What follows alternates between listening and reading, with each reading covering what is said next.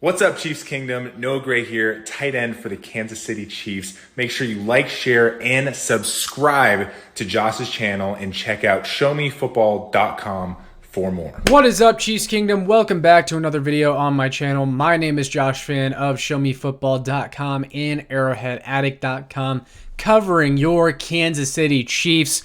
And on this fine Tuesday morning, I wanted to do a quick video for you guys, breaking down 3 keys to the Kansas City Chiefs defeating the San Francisco 49ers in Super Bowl 58. I'm super excited to talk about this with you guys because it is finally the week of the Super Bowl, so I'm starting to crank out the content this week, both on Arrowhead Addict and then here on Show Me Football.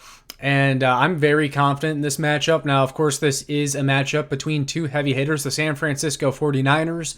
Over the past several years, even dating back to Super Bowl 54, they've consistently been one of the most talented rosters in the NFL. They've been in the NFC Championship game pretty much just as much as the Chiefs have been in the AFC Championship game. They just haven't gotten over the hump and they haven't won a Super Bowl.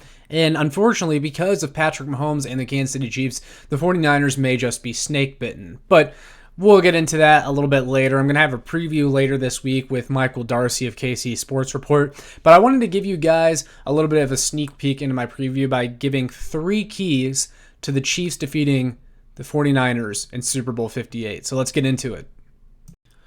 All right, so my first key to the Kansas City Chiefs defeating the 49ers in this Super Bowl is, of course, shutting down the run game and Christian McCaffrey. That is the number one priority to shutting down this 49ers offense. They have a lot to worry about. That's why this is a matchup between what I call 2 heavy hitters, because you have a really good Chiefs defense, the best defense that Patrick Mahomes has ever played with. And then you have a 49ers offense that is just loaded with weapons. You got George Kittle, Deebo Samuel, Brandon Ayuk. And then, of course, there's Christian McCaffrey. But in my opinion, Christian McCaffrey is the engine to their offense. He's what makes everything go. Ever since they traded for him, it's really just been a home run for them. You know, a lot of people criticize the trade because of how much they gave up, but Christian McCaffrey really has been more valuable to the 49ers than he would have been really to any other team. You know, Kyle Shanahan's offense, really the marriage between Christian McCaffrey and Kyle Shanahan's offense could not have been more perfect. And so Christian McCaffrey, you have to stop him in this game. And we do know that Kansas City's run defense was the Achilles heel of their defense all season long. Now, I pointed out in my last video, the Kingdom Crew podcast with Michael Darcy, that the Chiefs' run defense has gotten better in the postseason. And in my opinion, that is because that they turn up the effort. I think maybe the effort isn't always 100% there for the Chiefs in the regular season when it comes to stopping the run. I don't think it's really a talent issue. I mean, the Chiefs do have plenty of talent on the defensive side of the ball. The defensive tackle room is a little bit thin, but you still have Chris Jones, and Chris Jones can be a really good run defender when he wants to be, and I think he'll want to be in the Super Bowl. And then you got Drew Tranquill, Nick Bolton, Willie Gay, Leo Chanel. That's a really good linebacker group.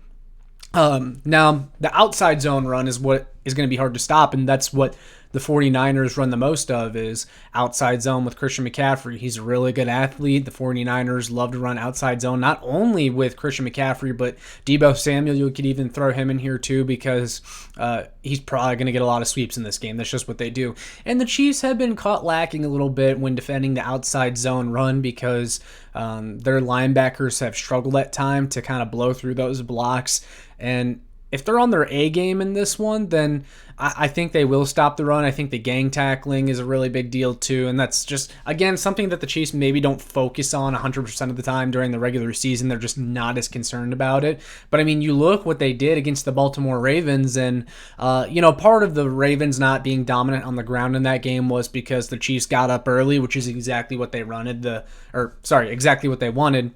And the Ravens aren't built to come back from behind, and so they kind of abandoned the run a little bit in the second half. But even then, the Chiefs did a really good job of containing Lamar Jackson, containing Gus Edwards in that Ravens run game. And then even against the Miami Dolphins, you can go back to the wild card round. I mean, Devin Achane and Raheem Mostert were both averaging like crazy yard per carry numbers this year. I know A-Chain came into the game averaging like 8 yards per carry during the regular season. He was awesome. Came in, did nothing in that game against the Chiefs defense. Absolutely nothing. So one of the keys is going to be stopping Christian McCaffrey, because if you can do that, and if you can at least slow him down and you can make the 49ers feel like they have to really work to get yards on the ground, then, they're going to want to try to throw with Brock Purdy, and that's what you want. And you want to stop the run also because the 49ers love to run a lot of play action, and it's just going to be so much easier for them to run play action against you if you also can't stop the run, because then you're going to be trying to sell out to stop the run, which is just going to let them get a bunch of chunk plays downfield. So stopping the run is key number 1 in Super Bowl 58. Then we have key number 2. Key number 2 to defeating the San Francisco 49ers in this game is getting pressure on Brock Purdy. You can get pressure on Brock Purdy. This 49ers offensive line is not as good as the one they had in 2019. Outside of Trent Williams, it's really just a bunch of guys. You can't expose them. Of course, it's going to be a lot tougher because you don't have Charles Omenihu. That is a big loss coming into this game. Of course, Charles Omenihu tore his ACL in the AFC Championship game win over the Baltimore Ravens, and it just sucks because, the 49ers are his former team, and he really wanted to play in that game. You're not going to have him, and it sucks. He was the number 2 guy behind Chris Jones in winning his one-on-ones, and he was number 2 in pass rush win rate on the Chiefs defensive line. And another reason that he's so valuable is because that he took a lot of snaps from the interior as well. He can play on the inside. He has versatility. And so now your pass rush is going to take a hit because you lost your number 2 guy, and you're going to have to move guys around or have guys like Mike Dana playing more snaps. I like Mike Dana. I like George Karlaftis, but those are guys that are successful more so because of Chris Jones and what he brings to the table, taking on double teams and all that good stuff. And that's what allows guys like Karlaftis and Dana and just anyone else on this defensive line to get their sacks. But Omenihu was one of the few guys the Chiefs had that you could put out there and trust to win their one-on-ones more often than not. Charles Omenihu was having a fantastic postseason. You don't have him this game, so you're going to have to find creative ways to bring pressure, and we know Spags will bring pressure in this game. I'm sure some people are concerned because Brock Purdy was actually one of the best quarterbacks against the blitz this year, but Spags blitzes are a lot different than most defensive coordinators' blitzes. Spags is going to be Spags. He's going to blitz. He's going to bring pressure, and he's going to bring pressures from places that Brock Purdy doesn't see it coming from. And that's why this Chiefs defense and Steve Spagnuolo versus Brock Purdy is a really good matchup in this Super Bowl. I think Spags can do a lot of things to harass Brock Purdy. The defensive line, I'll be interested to see how much he does rush with 4 versus how much he blitzes. But if you go back and look at the tape from both the Lions and Packers playoff games that the 49ers played in before getting to this point, they struggled to pick up a lot of blitzes, and they just let a lot of free rushers come right through and come for Brock Purdy, and that affected him. And we know Spags knows how to draw up free rushers. Like, if Spags can get Chris Jones to be a free rusher a few times in this game, that is going to spell massive trouble for Brock Purdy. And as I said, Brock Purdy, he was one of the best quarterbacks against the blitz this year, but also, I think that speaks more to Kyle Shanahan's offense. Kyle Shanahan's offense is very scripted. That's why his system is so quarterback friendly. And that's not me saying that Brock Purdy is a system quarterback. I'll talk about that a little bit more in a second. I have respect for Brock Purdy. But Shanahan almost has more control over his offense than the quarterback does. It's almost as if Shanahan is out there playing quarterback. It is very scripted.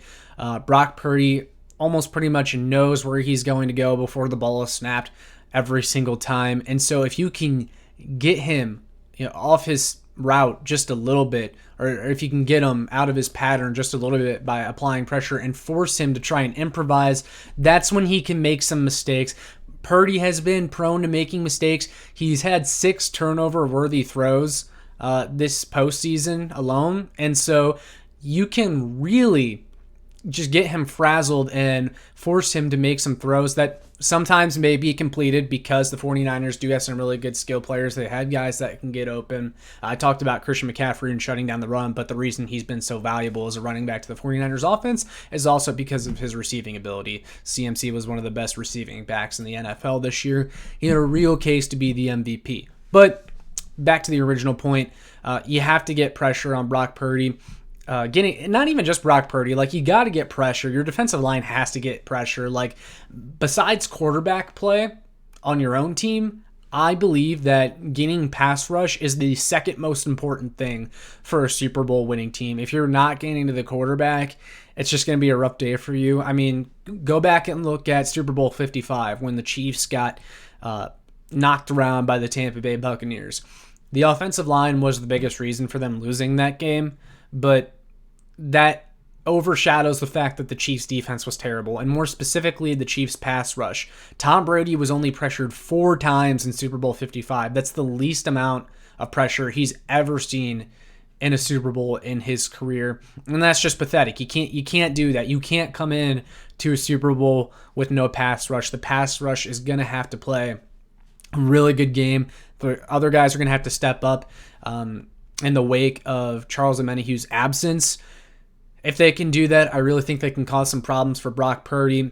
Again, Spags is going to blitz. I wouldn't be too concerned about Brock Purdy's numbers versus the blitz because honestly, I think the Chiefs' pass defense is good enough to hold up on the back end. If you're sending blitzers and bringing guys from where Brock Purdy can't see them, it's going to cause some problems. He's going to make an errant throw, something. It's happened a lot this year. Brock Purdy is a roller coaster.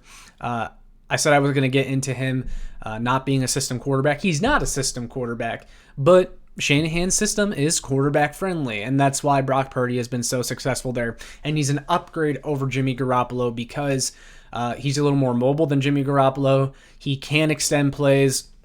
He can get outside the pocket. He can run a little bit. Jimmy Garoppolo never really did that. But Jimmy Garoppolo was able to be successful again because of how scripted Shanahan's offense is. Brock Purdy can improvise a little bit, though, which is why he's a little bit more of a challenge. That being said, he doesn't have the arm talent to always make a successful and always make a safe throw when you're getting him outside of that pocket and getting him under pressure. And so that is going to be your best chance to stop him in this game. You cannot let him sit back there or else him and those skill players are going to dice you up. So that is the second key to defeating the 49ers.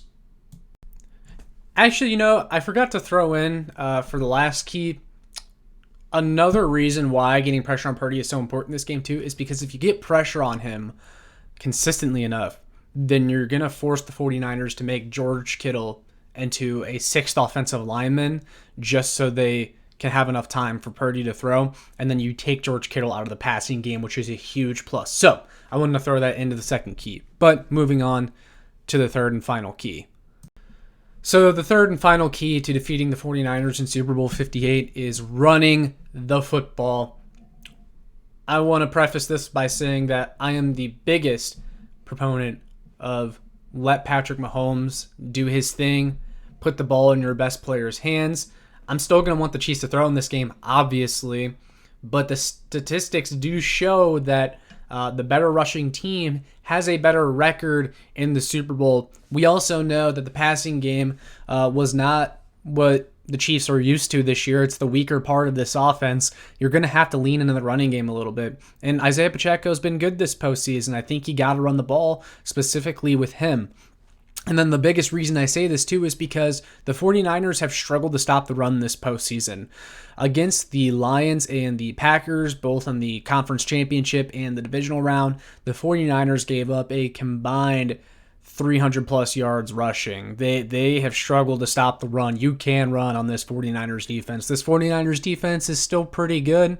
They got a lot of guys, but you can run the football on them. You can take their linebackers out of the game if the offensive line plays really well. Obviously, not having Joe Thuney is going to hurt, but Nick Allegretti is a plus run blocker. He does have some range. And then you got Trey Smith, you got Creed Humphrey. If you hand the ball off to Isaiah Pacheco and let him go to work, I think good things will happen in this one. You can't get too far away from the run. And again, you look at Super Bowl 55, the Chiefs didn't run the ball enough.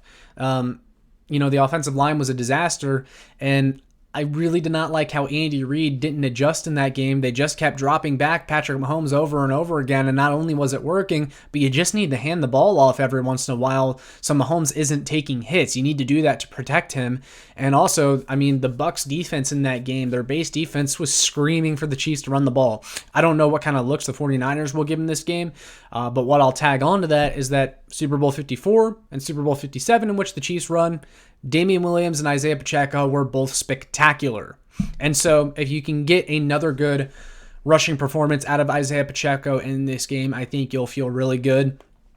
You want the Chiefs to be able to have success throwing the football in this game. I think you need them to break that 24-25 magic number as far as points for the offense, and I think you'll have a really good chance to win in this game because of how few points the Chiefs defense has allowed this postseason. If you're keeping the 49ers under 20, I think you have a really good chance to win this game, but you need to win that time of possession battle. That's where the Chiefs really were able to win the game versus the Baltimore Ravens. The offense wasn't very successful in the second half, but it did feel like the play calling was conservative at best, and Andy Reid just felt like, hey, this team, this offense, we can hang on to this 10-point lead, let the defense do its thing. I don't really agree with that, but I do think that if the offense needed to put together a drive at the end of the game to win, they could have very well done that. But Isaiah Pacheco was good in the first half of that game. The Chiefs ran the ball very well. They dominated time of possession. So if you're replicating that kind of performance at all in this game, and over a complete game, I should add, because you don't want to have a second half like the Chiefs offense did against the Ravens. I think if you try that against the 49ers, it's not going to end as well for you. But I think with 2 weeks preparation, the Chiefs offense is going to have a really good game plan drawn up, and that game plan should include running the football plenty, because the 49ers struggle to stop the run, and you have still a really good offensive line, and you have Isaiah Pacheco. So run the ball, Andy. But yeah, guys, that'll do it. Those are my 3 keys to the Kansas City Chiefs winning Super Bowl 58. I want to hear from you guys down below, though. Do you agree with me, disagree with me on everything? Let me know. What's your confidence level heading into this Super Bowl? I'll have a lot more for you guys as this week goes on, both on here, both on Arrowhead Addict. So make sure you look out for that. Make sure you like, share, and subscribe so more Chiefs fans can find this. And make sure you check out my work on showmefootball.com and arrowheadaddict.com for more. And I will see you all in the next one. Go Chiefs!